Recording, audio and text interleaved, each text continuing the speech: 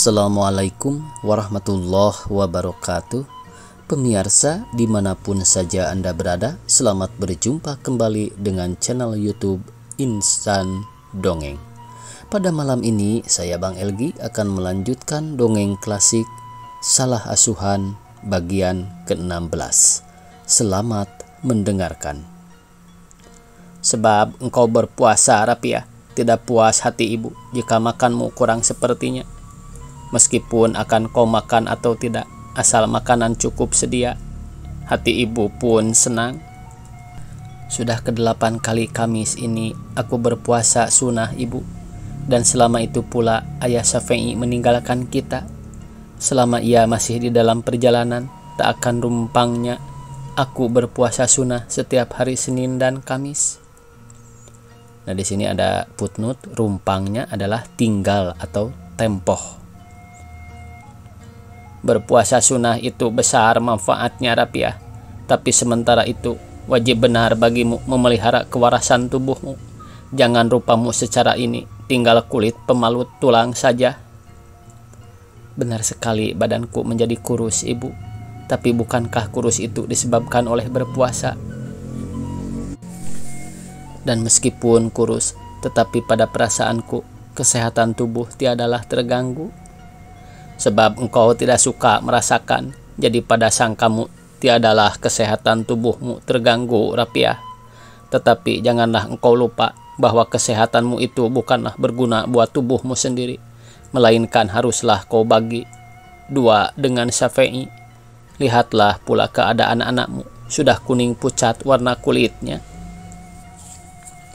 Sudah beberapa hari kupikirkan hendak menceraikan dia menyusu, Bu. Anak-anak orang lain sudah lama diceraikan bila ia sudah berumur 1 tahun.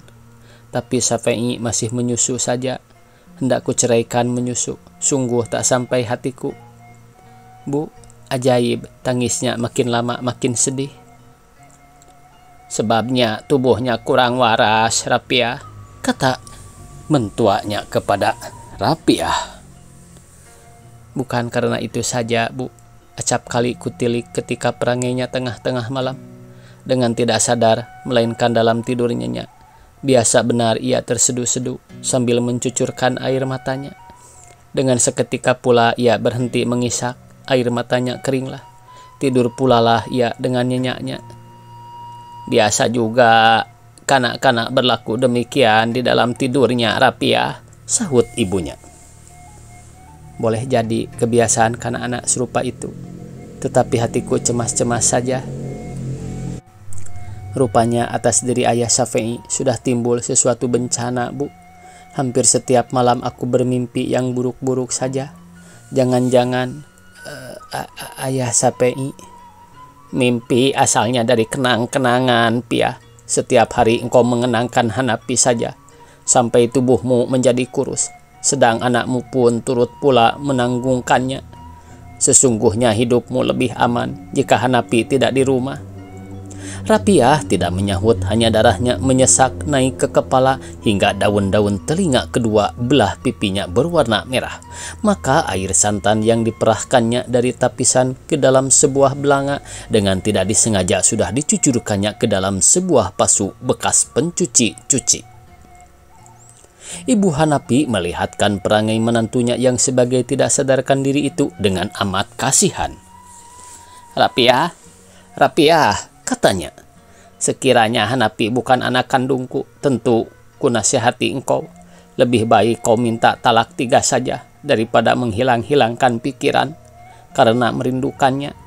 Insaplah, kemanakah air santan itu engkau perah? Dengan terkejut, Rapiah melihat perbuatannya itu. Seketika itu, tapisan santan pun sudah ditahankannya di atas belanga yang terjerang di atas tungku. Sedang air matanya menghilir dan berderai-derailah jatuh ke tanah. Akan batal puasamu jika hatimu engkau perturutkan, Rapiah. Sudahlah, apakah yang engkau tangiskan? Sudah sebulan ia di jalan, sebentar lagi tentu ia kembali pulang. Bukan saja perceraian ini yang aku rusuhkan, Bu, sahut Rapiah dengan sesak napas dan mengisak-isak. Entah apalah sebabnya, Tetapi dalam seminggu ini, hatiku sudah tak senang-senang lagi. Entah alamat apa yang sudah datang pada diriku. Aku tak dapat mengatakannya. Tetapi perasaanku sudah lain. Kata orang, kita tidak boleh percaya akan tahayul. Tapi banyak pula orang berkata, jika sanggul rambut terlepas sedang makan, alamat suami hendak direbut orang. Benarkah demikian, Ibu? Wah, semata-mata tahayul. Jika kita mesti memberi arti kepada segala pertandaan yang menjadi kepercayaan orang dahulu, niscaya kita takkan dapat bersenang hati. Karena sepanjang hari ada sajalah pertanda yang timbul. Lihat, belanga dijilat api, kata orang hendak kedatangan tamu. Marilah kita nantikan benar tidaknya perkara sanggul terlepas itu. Janganlah engkau cemaskan, sebab engkau merindukan suamimu. Segala fiilmu sudah berubah. Selama ini kau perlukan benar berhias dan bersisir. Sanggulmu selesai saja dari pagi sampai malam. Tapi di masa-masa yang akhir ini rupanya kau haramkan cermin dan sisir itu. Bersisir dan berminyaklah. Pasak sanggul rambutmu secara mestinya. Tentu rambut itu takkan memberi tanda-tanda buruk lagi kepadamu, Rapiah.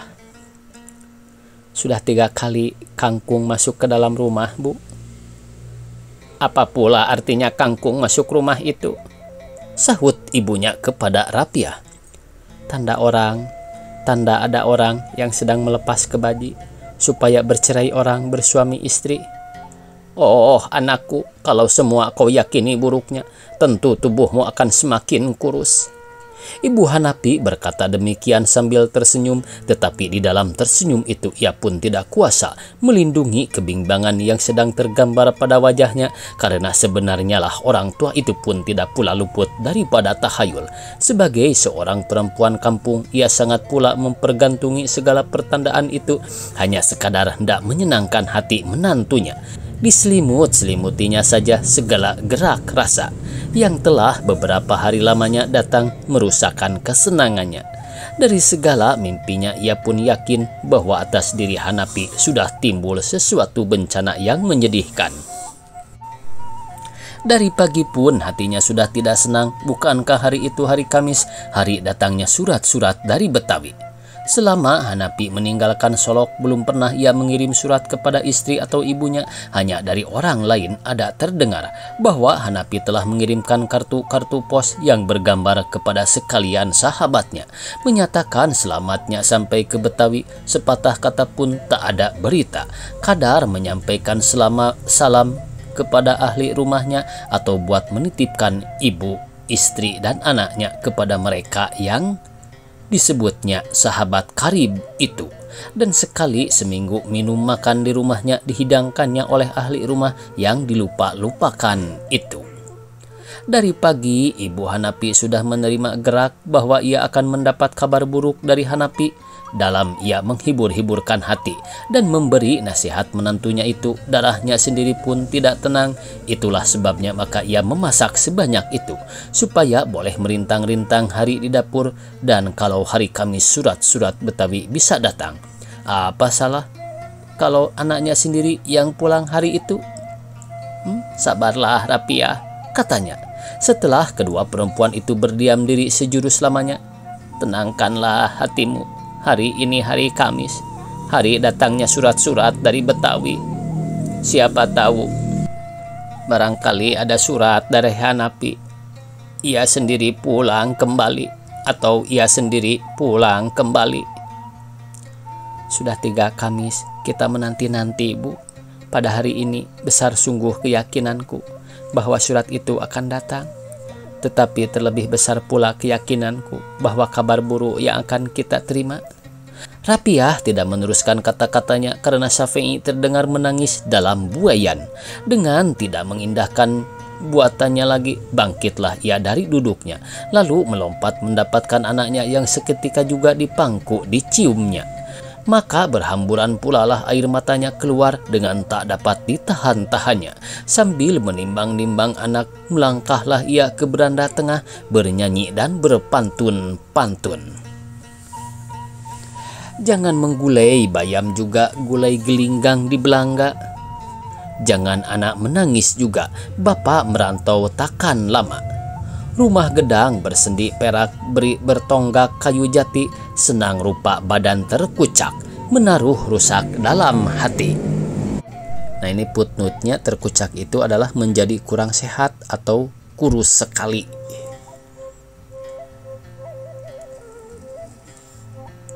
Bukannya puntung nan berkelok, medang di lurah patah dalam, bukannya untung nanta elok, minta suratan bersalahan. Sungai pagu air bertumbuk, simpangan jalan kelubuk kabai, angan paham tertumbuk, di mana kusutkan selesai. Berpetik sambil berbedil, berburu sepanjang jalan, memekik kami memanggil, meragu tuanan berjalan. Baju genggang, celana genggang, kembang melati di Semarang, duduk bimbang, berdiri bimbang, rusuh hati makan bersarang. Meninjau padilah masak, batang kapas bertimbal jalan, hati risau dibawa gelak, bak panas mengandung hujan. Matahari sudah lama turun, siang sedang berjawat dengan senja. Rapiah dengan mentuanya duduk di beranda muka. Sekali itu pintu dibukalah dan lampu dipasang, karena kedua perempuan itu menanti-nanti tukang pos. Biasanya pukul 6 tukang pos sudah melintas, demikian kata Ibu Hanapi. Sekarang sudah setengah 7.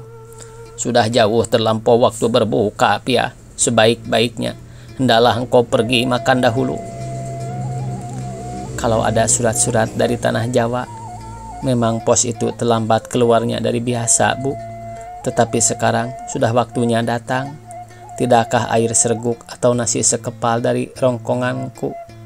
Sebelum ku ketahui benar ada tak adanya surat Hanapi. Oh, itulah tukang pos, Bu. Bagai disengajanya benar berjalan gontai, tapi matanya memandang saja ke rumah kita. Ia masuk ke halaman, Bu, dan ada surat di tangannya, surat Hanapi. Lekaslah pos, adakah surat dari Betawi? Gumam Rapiah kepada mertuanya. Dengan perkataan demikian Rapiah sudah menghambur turun ke tanah, menemui tukang pos, lalu menerima sehelai kertas dari tangannya. Panggilan surat Aang teken, Bu, dan adres Ibu. Demikian ia berkata dengan mengeluh sambil menyerahkan kertas itu ke tangan mentuanya. Aang teken ini adalah artinya surat tercatat. Bukan buatan sedih hatinya waktu ia menunjukkan surat panggilan itu kepada mentuanya. Pertama karena sudah nyata benar bahwa Hanapi tidak menyangka dia ada lagi. Sekali itu ia berkirim surat. Ia pun tidak pula kepada istrinya melainkan kepada ibunya. Kedua, surat itu baru keesokan harinya boleh diambil dari pos. Apakah katanya, Pia? Kata mentuanya.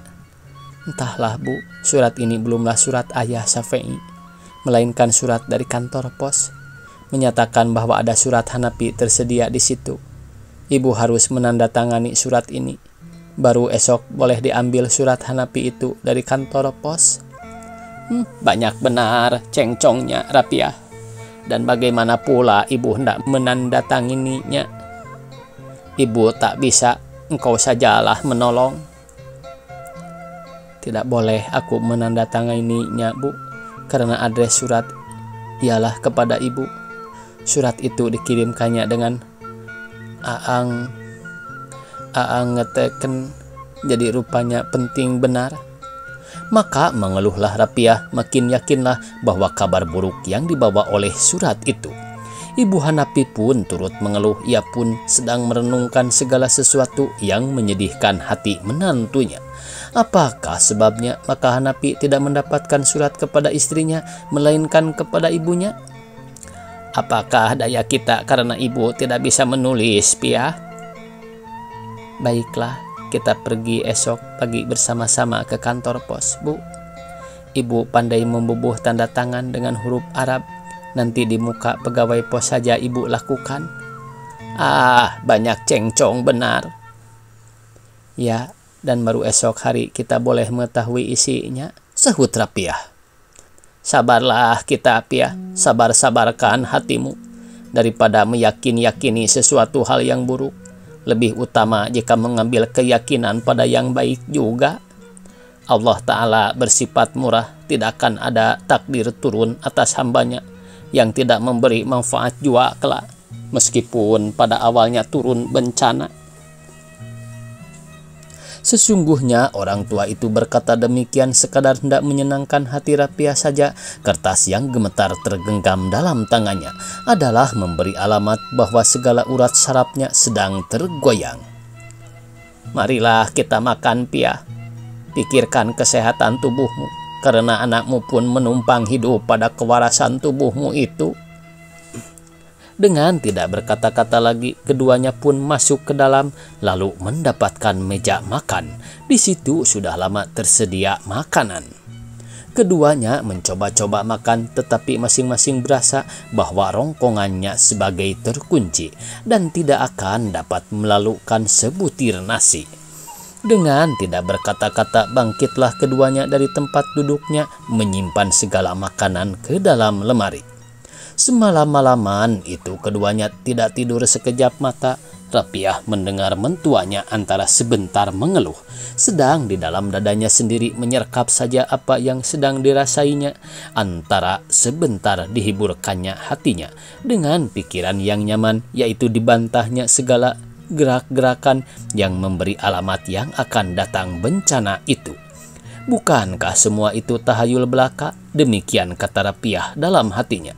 Suatu pun tak ada bukti yang boleh dipergantungi buat mengekalkan keyakinan kepada yang buruk-buruk itu.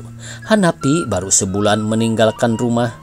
Ia ke Betawi hendak berobat. Bukan mustahil bila waktu berobat itu dilambatkan dari aturan, karena sembuh penyakit itu tidak dapat dipastikan waktunya.